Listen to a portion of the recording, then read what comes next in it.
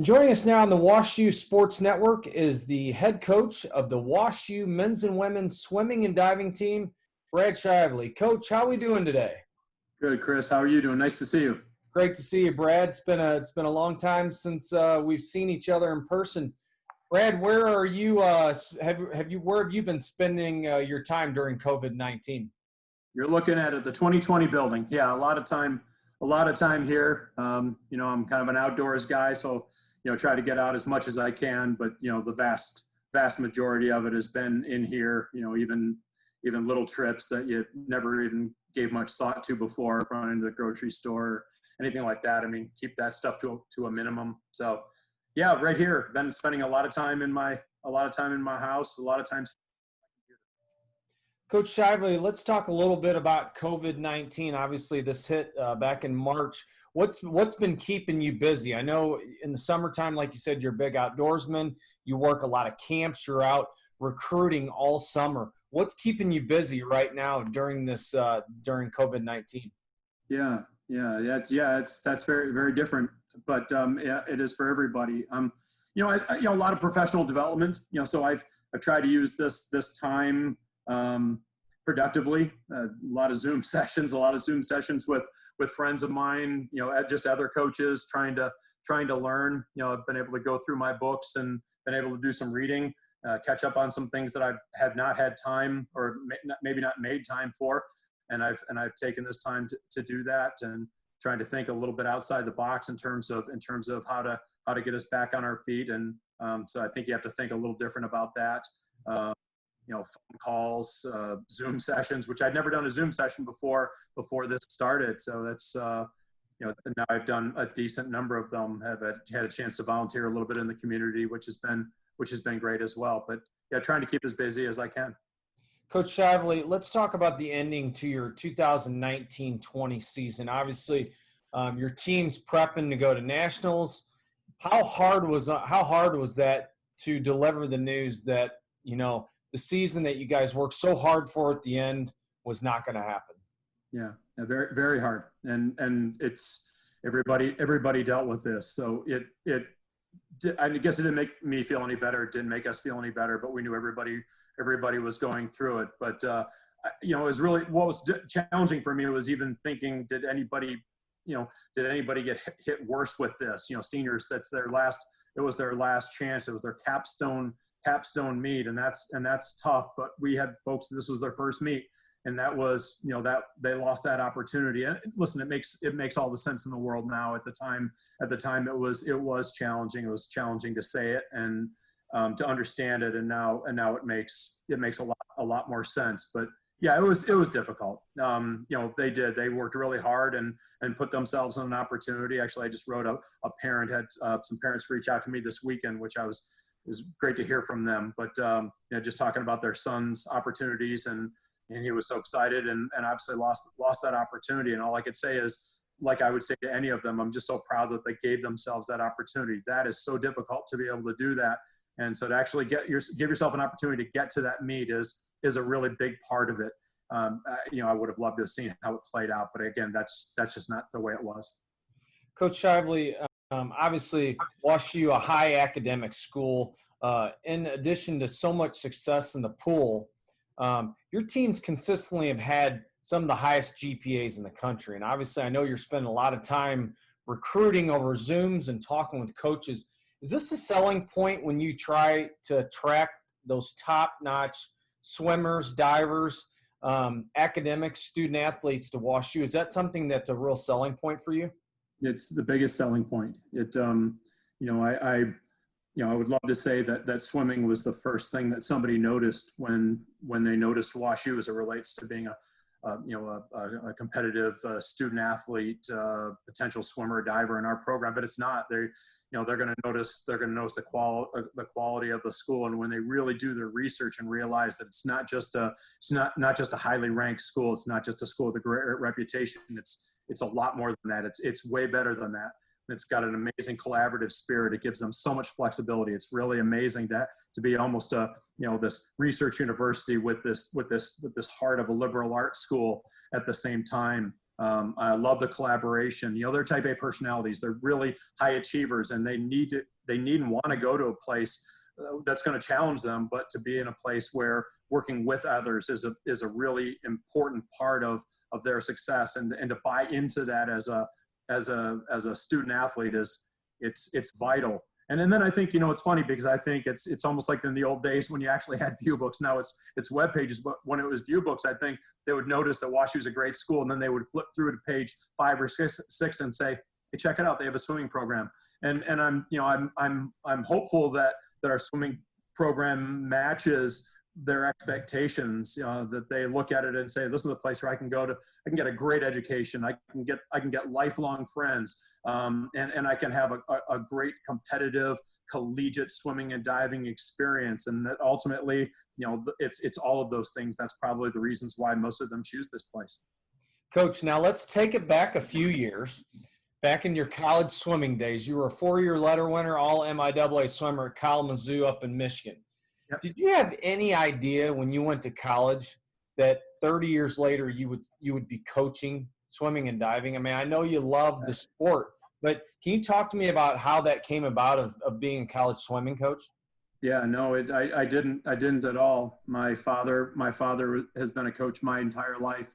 I throw a number out there. It may not be completely accurate. 40 years. He was my high school track coach, my middle school track coach. He's a swimming coach of mine. But he coached everything: football, wrestling, volleyball, basketball. He coached so many different things. So I was always around it, and I love sports as you well know.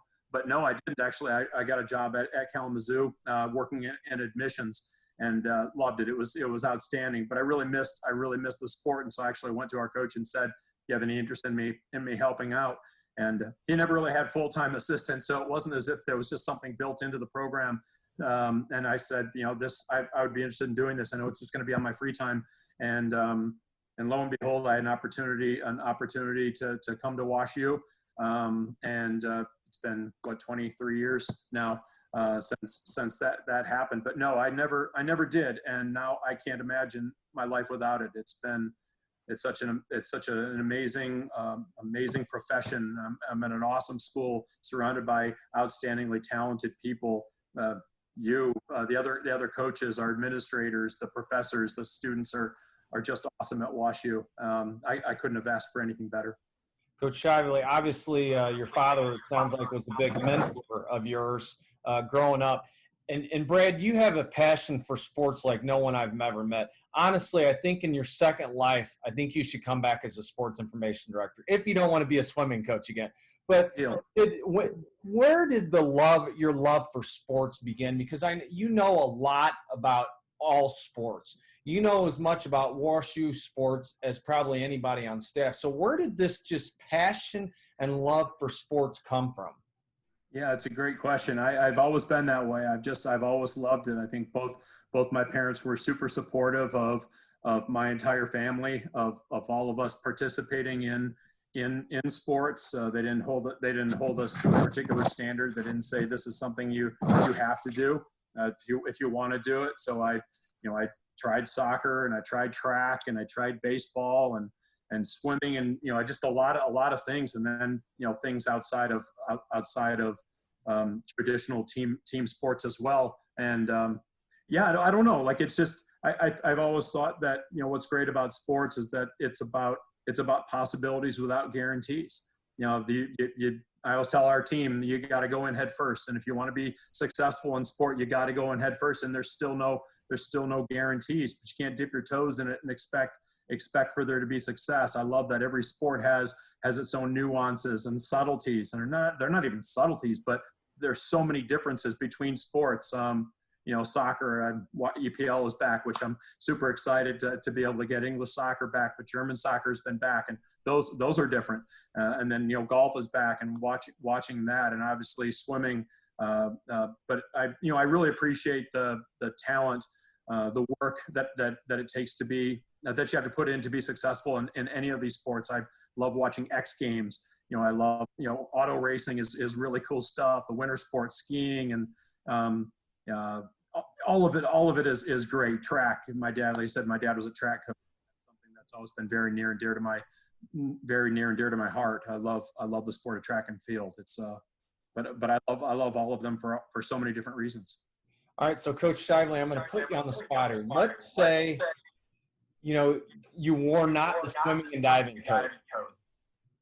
What sport would you be coaching if you were not a swimming and diving coach? Because I feel like you could be the assistant on Coach Keene's staff. I know you talk to Joe Clark every year about being his goalkeeper coach.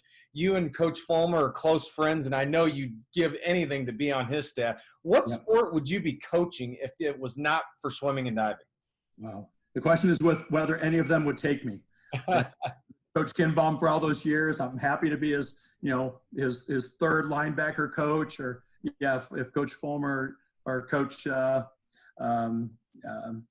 Coach Walby are interested in me helping out with volleyball, I'd be happy to do it. It's a great question. I think there's so many parallels between track and field and swimming. There really are, especially the track side of it. Field is very different, but the track side of it, I think it's what has always intrigued me about it. Is there are so many parallels, but there are also so many differences. And watching what Coach Stiles does with those programs, cross country and indoor track and outdoor track, it's fascinating to me, because training to a degree is training, but there are differences that I think are really fundamental differences between them. So I think it's probably one that makes the most sense for me to be able to step in. But I think I'm a fairly quick learner. And I think I know enough about most sports that I think I could probably help soccer out a little bit, or maybe help tennis out a little bit. I hope I could help football out a little bit, or at least not get in their way. But I know I bring enthusiasm, and they know that I'd show up every single day loving what I was doing,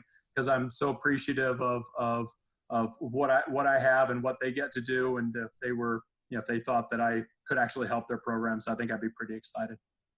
Now, I know you're prepping for the 2021 season. My last question for you, Coach Shively, is year in and year out in the pool, the men's and women's swimming diving programs at WashU have been a top 10 program. And you talk about the training. You guys work as hard as any student athletes we have at WashU with the time that our swimmers and our divers put in the pool getting better.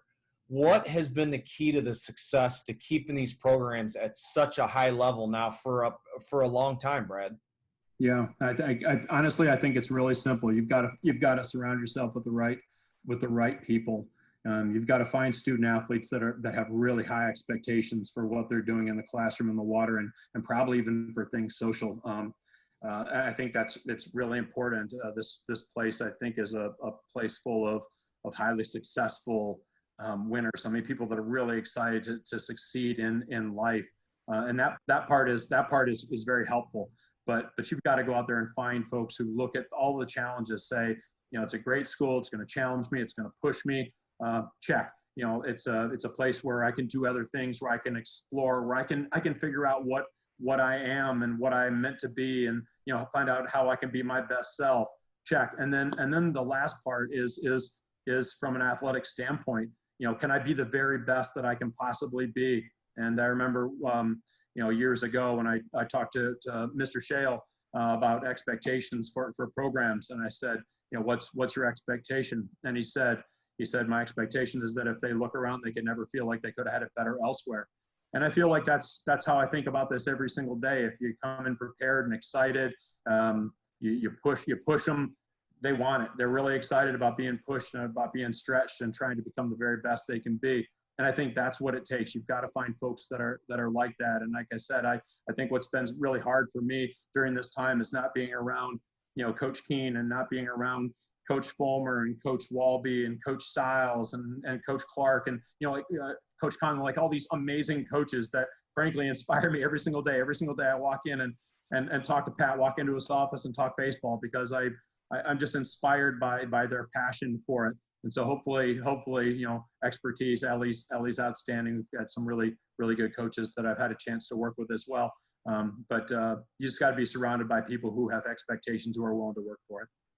Well, Coach Shively, just wanted to say thanks for coming on our Bears in Hibernation weekly feature that we do for our website.